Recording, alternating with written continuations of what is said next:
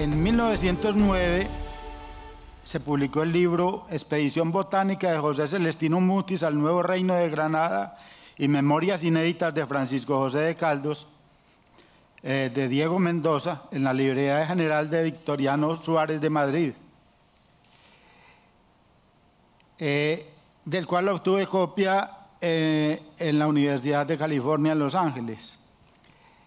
En ese libro aparecen como de autoría de Caldas los documentos esos de la formación de un cuerpo de ingenieros mineralógicos y el respectivo reglamento.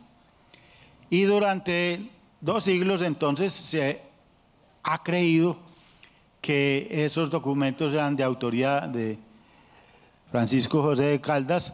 Así lo han asumido en las biografías la mayoría de los conocedores de Caldas. Así apareció en este librito que tienen ustedes. Pero en 2004 el profesor Amaya y ahora el profesor Valencia cuestionan que esos documentos sean de Caldas. Por eso el señor Apple dice que en vista de ello no dejaremos la cosa en suspenso, de suponer que los antecedentes de Caldas como ingeniero fueron esas propuestas, puesto que según las últimas investigaciones y sobre todo lo que nos acaba de dar el doctor Darío Valencia, pues posiblemente no se deban a Caldas.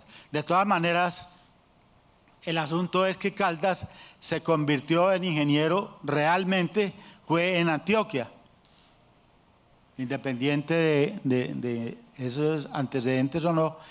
Y respecto a que fundó la primera escuela de ingeniería en Colombia, podemos seguirlo considerando, puesto que las escuelas que funcionaron en Cartagena fueron escuelas de muy corta duración, de muy poco funcionamiento y que dejaron muy poca huella.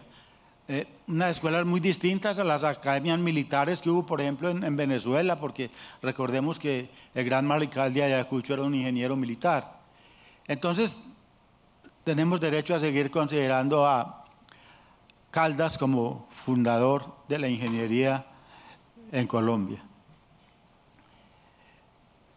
Santiago Díaz Piedrahita dice que las razones que llevaron a Caldas al cadalso fueron ser redactor del diario político y militar, ser ingeniero militar, crear una fábrica de armas y acuñar moneda, que para los españoles era ilegal. Es decir, que a Caldas no lo ajusticiaron por ser sabio, ni por eso, ni por ser estudioso, sino por ser político y por ser ingeniero militar. Los antecedentes de Caldas realmente como inclinado hacia la parte práctica de la ciencia, por una parte se pueden rastrear a las lecciones de física experimental que recibió de José Félix de Restrepo en el seminario de Popayán, que fue una de las que lo llevaron a considerar la física desde otro punto de vista, porque fueron las que permitieron a Caldas basar sus concepciones filosóficas y metodológicas sobre cómo es la naturaleza, cómo puede ser conocida, cuáles son los límites de la autoridad de los autores antiguos, cómo deben relacionar los campos de la razón y de la fe. pues Caldas era, como toda la gente de la época, una persona altamente creyente, altamente católica, pero de todas maneras muy racional. Porque Caldas fue un ilustrado español, que era lo que ocurría en la época, sobre todo con lo de la expedición botánica, y por eso también adoptó la concepción de ciencias útiles que imperaba en la península en ese tiempo. Es decir, Caldas tuvo una visión utilitaria de la ciencia, que fue lo que le facilitó su transición a la ingeniería precisamente. Y comenzó su carrera como astrónomo sin vínculos con la expedición botánica, aprendiendo los rudimentos en los libros que tenía a mano y construyendo sus propios instrumentos. Pero esa astronomía, contrario a lo que piensan que es alguien centrado mirando a los cielos, él la enfocó siempre también como una ciencia práctica. De esas muchas cartas que se rescatan en estas notas son las que se dirigió a Santiago Pérez de Arroyo, su paisano, y en una de ellas decía: me ha llamado la naturaleza, ella me encanta, me arrebata, y ya estoy hecho un observador común. Todo me llama la atención y mueve mi curiosidad. Y eso es lo que hay que rescatar en Caldas. Recordemos que él estudió entonces en Popayán,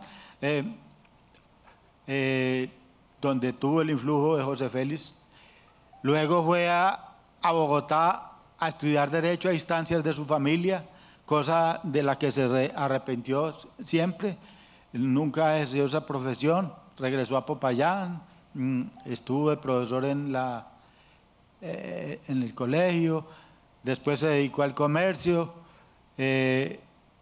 y durante ese comercio empezó a hacer sus observaciones sistemáticas de todo tipo, y luego se unió a la expedición botánica y terminó en el Observatorio Astronómico, sus publicaciones en Bogotá, llegó la independencia, se unió a Nariño, después contra Nariño, tuvo que huir, yendo hacia el sur se detuvo en Cartago.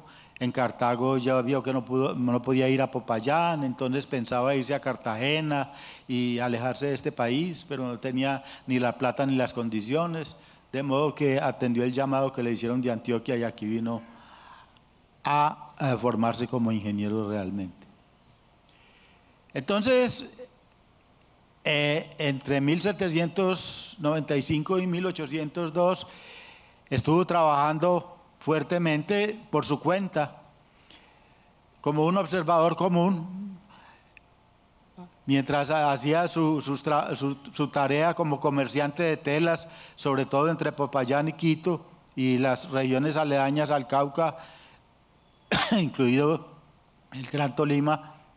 Hacía sus observaciones de geografía, sus observaciones de astronomía, sus observaciones con el barómetro y su invención, o por lo menos desarrollo de la hipsometría, es decir, de la medida de la altura con el punto de ebullición del agua, y todos estos temas que van a tratar más adelante pues especialistas realmente en el asunto. En todo caso, pues él tuvo antecedentes, por ejemplo, en los aspectos de la astronomía. Uno de los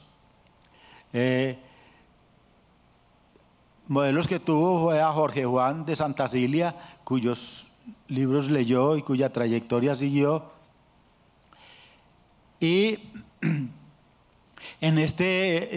hacía sus observaciones, sus mapas, se convirtió en un cartógrafo por sí mismo. Este mapa del río del Magdalena, por ejemplo, lo levantó y fue aceptado por Humboldt, que lo incluyó en sus obras. Entonces, obviamente, fueron los escritores de esa época, Jorge Juan, como decíamos, la Condamine, que vino a medir el meridiano en Quito, eso fue uno de sus grandes antecedentes, y también lo fue, obviamente, Mutis, Humboldt y su inseparable Bonpland. Pero hay que anotar que cuando en 1801 se reunió con Humboldt, o empezó a comunicarse con Mutis, pues el hombre ya tenía un gran bagaje adquirido por sí mismo, y esta es una de las cosas que hay que rescatar siempre de Caldas, su capacidad intuitiva para aproximarse a los fenómenos de la naturaleza, y otras virtudes, por ejemplo, la habilidad manual, que le permitía reparar y construir instrumentos por sí mismo. Pues uno se imagina lo que hubiera podido lograr con instrumentos hechos a la medida como los que se hacían en Europa. Con Bonpland se reunió en 1801 en Ibarra y después estuvo en Ecuador y anduvo con él como unos 3 meses haciendo todas las observaciones con Humboldt, y con la esperanza, como decían ahora, de continuar en el viaje por América con él. Pero hubo 2 razones por las cuales no siguió. Primero que todo, parece que los caracteres de Humboldt y Caldas no eran muy compatibles. Y segundo, pues Humboldt prefirió llevarse al hijo del marqués de Selvalegre, que lo patrocinó, que le pagó y que además era un muchacho. Como dice Caldas en una de sus cartas, Humboldt se fue con su Adonis y no me quiso llevar. De todas maneras, Humboldt reconoció grandemente la labor de Caldas, y Caldas también la de Humboldt, de modo que a pesar de ello se siguieron comunicando y no hubo pues un distanciamiento de ellos. Una de las cosas grandes en que coincidieron Caldas y Humboldt fue en este asunto de la nivelación de las plantas, es decir, de la fitogeografía, de la manera como se distribuyen las plantas de acuerdo con la geografía y de acuerdo sobre todo con el nivel sobre el mar. A ese respecto tenemos estas anotaciones que trae el maestro Apple, hablando sobre lo que ocurría en ese tiempo respecto a las inquietudes de Caldas, lo que estaba pasando en el mundo, ¿cierto? Dice que en estos asuntos de la fitografía, de la geografía, del comportamiento, estudio del comportamiento animal, de la biogeografía, de todas estas cosas estaban en estudio y algunas estaban ya desarrolladas más o menos, pero que se considera padre de la fitogeografía a Humboldt, y que uno de los que colaboró con Humboldt fue precisamente Francisco José de Caldas, que a partir de su intuición y de los estudios que había hecho realmente hizo observaciones que no se habían hecho, sobre todo pues por la botánica propia del trópico, que no era el fuerte de los europeos de ese tiempo. El trabajo geográfico de Caldas era también un trabajo práctico. Se basó en levantamientos cartográficos y mediciones geométricas y barométricas, porque su objetivo general era sobre todo determinar las zonas cultivables del país, investigar los bosques y llanuras, detectar las plantas útiles y valorar los productos de la agricultura. Es decir, tenía un enfoque netamente práctico y utilitario de cosas como la geografía y la cartografía. El conocimiento geográfico para él era un camino para alcanzar la prosperidad, es decir, era un resultado del estudio del territorio y de sus recursos para lograr el desarrollo. Así, en 1808 le escribía al secretario del virreinato: A mí se me dijo que yo era un individuo de la expedición botánica y no un astrónomo de ella. Se me hizo entender que la botánica era mi primera obligación y que la geografía, las observaciones astronómicas, barométricas, etcétera, ocupaban el segundo lugar. Es decir, que en la expedición botánica serían pensando que su primera obligación era como botánico, a pesar de la labor tan grande que desarrolló en el observatorio astronómico. De esas épocas de 1808 a 1810, las épocas en que fue director del observatorio astronómico, él no solamente hacía observaciones astronómicas, sino que estudiaba la geografía, como la geografía de los árboles de quina, la fitografía de las plantas del Ecuador, etcétera, los temas que publicó en su semanario, y hacía referencia a trabajos como la nivelación barométrica de las quinas, que fue uno de sus grandes intereses. Y así a su amigo Santiago Pérez de Arroyo le escribía: el plan dilatado para la continuación de esta expedición botánica. A mí me deja independiente jefe independiente en el observatorio y me asocia a la continuación de la flora de Bogotá con 1.000 pesos. También me envió con elogio la cátedra de matemáticas, que hoy tiene 200 pesos de renta. De este modo, mi Santiago, he asegurado el pan a los 39 años de trabajo. Con qué lentitud y con qué miseria se pagan los conocimientos. Varias frustraciones tuvo Caldas. La primera, pues, es haber tenido que estudiar Derecho, no tener los instrumentos ni los medios económicos para haberse dedicado a la ciencia como él quería. La segunda, pues, que no se lo llevó Humboldt. La tercera, que él estaba seguro de que Mutis lo iba a dejar como jefe de la expedición botánica, y al fin dejó como jefe fue a Sinforoso, su sobrino, y él quedó como encargado del observatorio.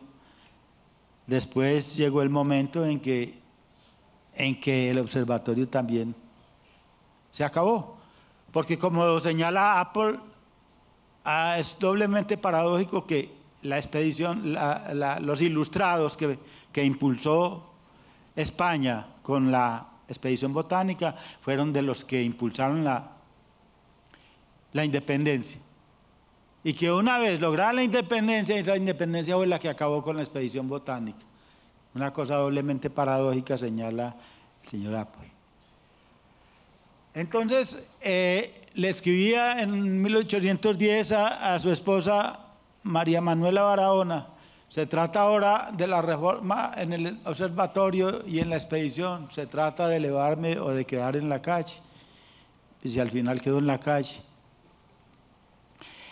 Independiente entonces de los antecedentes que mencionábamos de Caldas como ingeniero, un paso inicial a la ingeniería está en un artículo que publicó en el semanario, donde propuso la formación de una expedición geográfica o económica para viajar a través del reino del virreinato, y que estaba compuesta de un astrónomo, de un botánico, de un analogista, de un encargado de la porta zoológica y de un economista, lo cual produciría una obra maestra de la geografía. Es decir, todavía estaba pensando en cosas como la expedición botánica o como el cuerpo de ingenieros mineralógicos.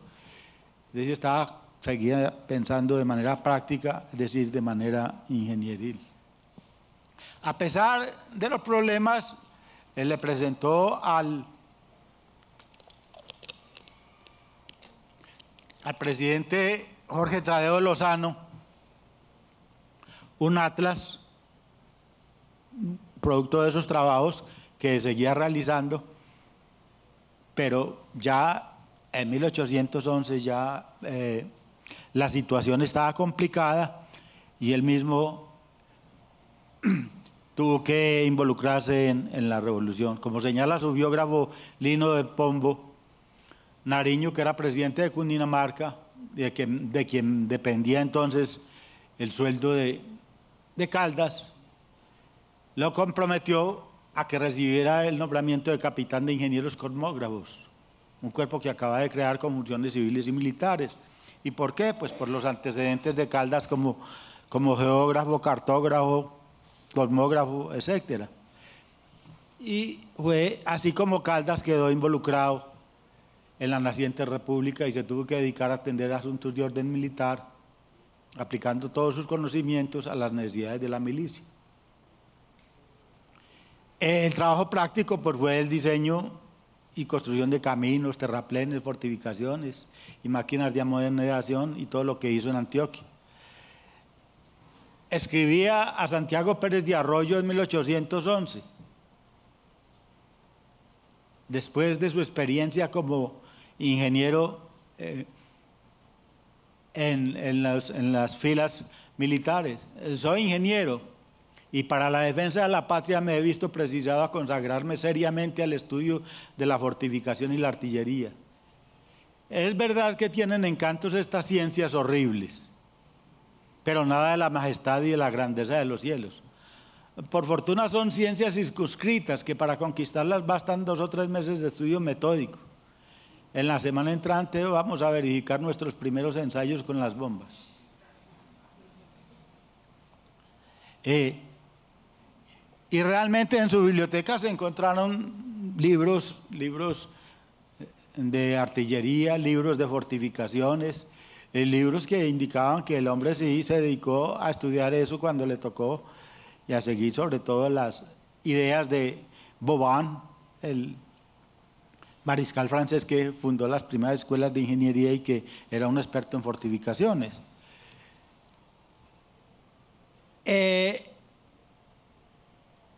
Ya estaba en contradicción con Lozano, con Tadeo Lozano, e incluso con Nariño, y escribía cosas como estas, ¿cierto? Hablando de que nuestro Congreso que va a formarse tenga miras menos rateras, dice él, y menos insensatas que ha mostrado este presidente bárbaro, se refiere a Tadeo Lozano, para arruinar el observatorio y la expedición botánica. Yo espero que se piense en formar la Carta Geográfica del Reino, en subdividirlo juiciosamente, en hacer navegable el Cauca, en fortificar muchos puntos, etcétera, etcétera, y en todo eso espero tener una colocación. No por esto me degeneraré a servir a mi patria, siempre que ésta provea a mi decente y cómoda subsistencia un sueldo que no baje de 2.000 pesos.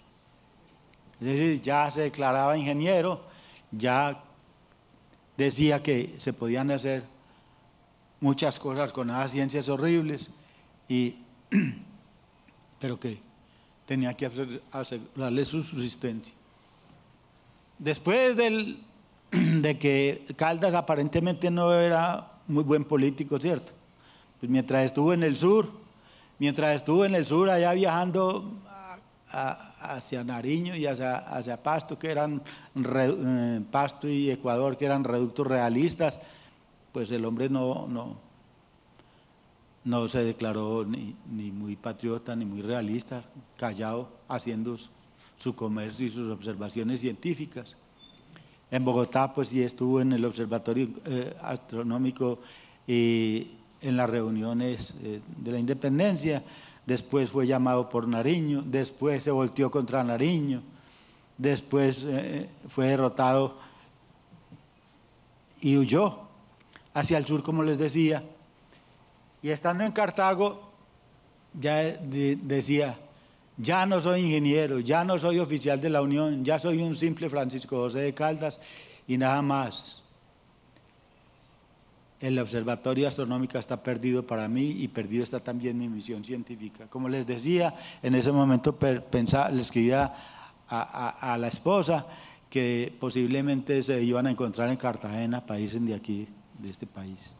Pero no tenía forma, entonces llegó el llamado de Antioquia y se fue para Antioquia,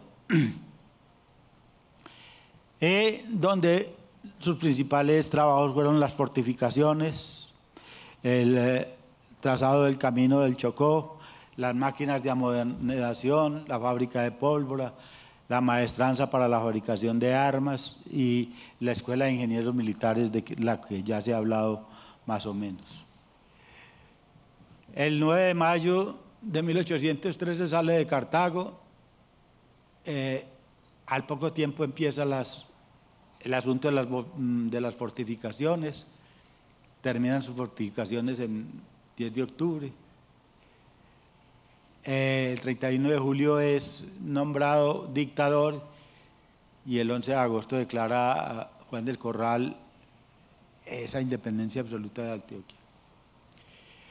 El 30 de octubre de 1813, en un mensaje de Juan del Corral, dice que ya el jefe anterior había comisionado a Caldas para establecer las fortificaciones. Es decir, a Caldas siempre se le relaciona con del Corral, pero realmente Caldas tuvo interacción por lo menos con 4 gobernadores de Antioquia. Desde Restrepo, que estuvo antes que Juan del Corral, hasta por lo menos hasta Tejada. Y Juan del Corral decía en octubre de 1813, en una comunicación fechada en Arma, creo pues que he terminado esta comisión y que ya puede el gobierno disponer de mí absolutamente. Las fortificaciones fueron el primer trabajo que se le encomendó a Caldas en el sur de Antioquia. Fortificaciones que decía del Corral en su segundo mensaje, Caldas ha marchado ya a hacer esos trabajos que hizo con el apoyo de las gentes de Abejorral, de Sonsón, de Arma, y cuyos alcaldes colaboraron con los materiales y el personal. Entonces, como les decía, por lo menos con estos 4 gobernadores interactuó Caldas. Quien lo llamó realmente fue José Miguel de Restrepo, pero pues a instancias de otros, como anotaban ahora, interactuó sobre todo con Juan del Corral, pero también con José Miguel de la Calle y con Dionisio Tejada.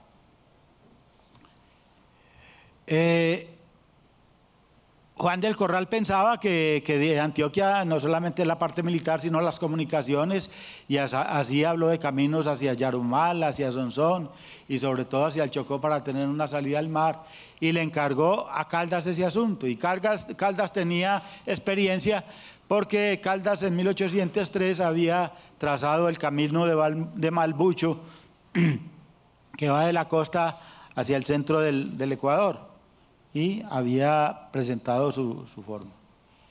Otra de las acciones de Caldas como ingeniero fue las máquinas de amonedación, que en el periódico El Censor, el 21 de mayo, decía que Caldas era el alma de la empresa. Esa carta se cerró el 28 de agosto de 1814. Y, como sabemos, ya en agosto del 1815 Morillo sitió a Cartagena y empezó la reconquista. En cuanto a la maestranza, hay que mencionar que una de las carencias que tenían era, pues porque había carbón y había azufre, pero la carencia era de nitros para hacer la pólvora. Y se dice que se encontró una nitrería en el territorio de Medellín. Y montó un molino de pólvora y una fábrica de pólvora que fabricó fusiles en la maestranza de Río Negro, que fue otra de sus grandes logros como ingeniero, como fundidor y como armero, y con todos los aspectos prácticos a los que se dedicó en la maestranza de Río Negro. Y como donde decíamos también, empezó la Escuela de Ingenieros en otra de sus acciones como ingeniero. Juan del Corral, en su segundo mensaje de marzo de 1814, decía que tengo también la complacencia de anunciaros como uno de los sucesos más interesantes para la República el descubrimiento de los nitros en el departamento de Medellín.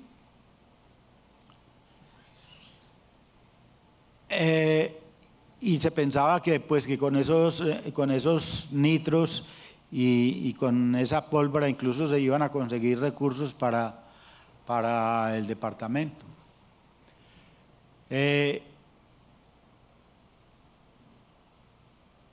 Y señalaba pues que el coronel Caldas, comisionado y autor de tan importante descubrimiento, pues era había sido una gran adquisición para el departamento.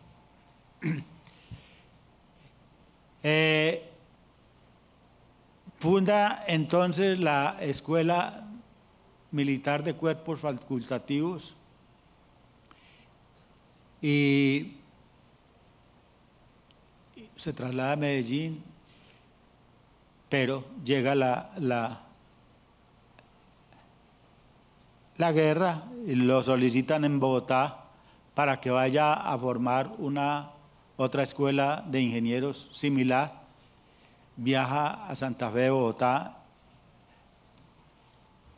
y decía Juan del Corral que el coronel debe fijarse en esta ciudad y abrirá inmediatamente a su regreso la Escuela Militar de Facultativos a su cargo. Y los otros logros, la casa de amonedación, la maestranza, las fortificaciones, todo eso lo logró, primero que todo, por la formación que tenía, segundo, por su capacidad intuitiva, tercero, por su idea que tenía de la aplicación práctica de los conocimientos, y cuarto, obviamente, porque las circunstancias políticas de Antioquia le dieron la oportunidad de que aplicara sus conocimientos. Y entonces eso fue lo que posibilitó su transición de un observador como era, de un científico, a un hombre dedicado a las prácticas de la ingeniería en sus manifestaciones, pues, como las armas, las fortificaciones y la formación de ingenieros. Sobre la formación de ingenieros, pues decíamos que